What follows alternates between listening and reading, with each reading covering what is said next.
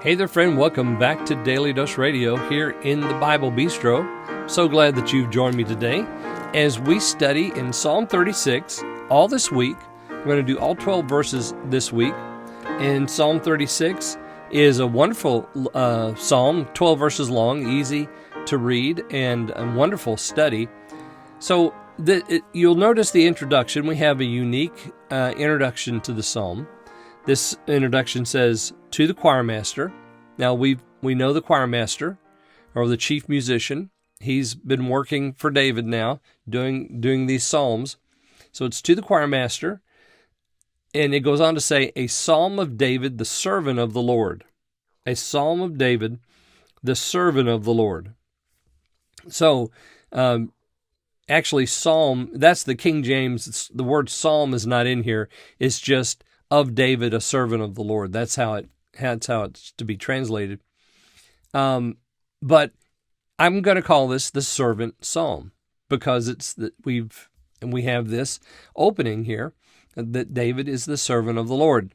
Now, this psalm can be divided up into 4 sections. The first section is his description of the wicked, which takes us down to verse 4.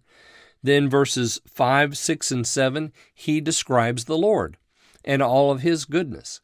And then in verses 8, 9, and 10, he describes those who trust in the Lord and the blessings that they acquire from trusting in the Lord. And then we have verses 11 and 12, where he makes a prayer. And I'm going to call this the prayer of the servant, or the servant's prayer. Probably better. The servant's prayer. So we have these 4 sections, and we're going to look at each one of these.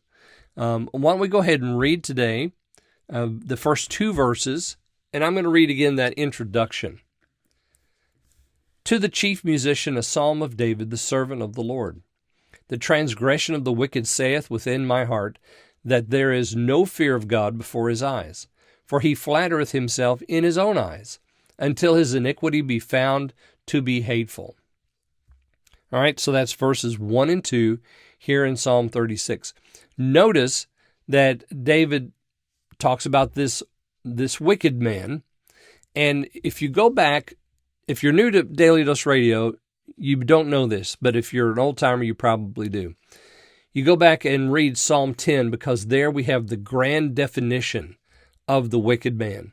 Now, we've added to that along the way, and there are points in the Psalter where he describes the wickedness of men, and it's something a little bit different than what we have there in Psalm 10, but Psalm 10 is the grand definition. Well, here we're adding to that.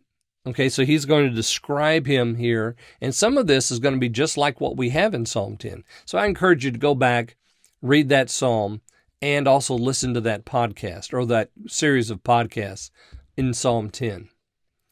Notice that he says there, the transgression of the wicked saith within my heart. So he's pondering the transgression of the wicked. And what does it say to him? What does he conclude? Here's what he concludes. There is no fear of God before his eyes. All the actions and all their activities tell him that they are godless. No fear. Psalm 14, verse 1, the fool has said in his heart, there is no God. Here in Psalm 36, the transgression of the wicked saith within my heart, there is no fear of God before his eyes. So the psalmist is thinking about the grossness of his sin and his activity and how it describes him as not fearing God at all. He flatters himself. Okay, here we go with some specifics. He flatters himself in his own eyes. No fear of God, but in his own eyes, he's a pretty good guy.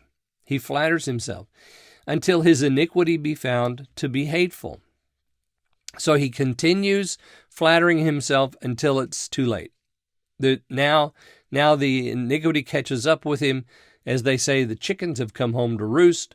All the sin, all the wickedness, all the godlessness catches up, and then no more flattery. All right, well, join me tomorrow. We're going to pick up right there and look at verses 3 and 4. I hope you'll join me then here on Daily Dose Radio.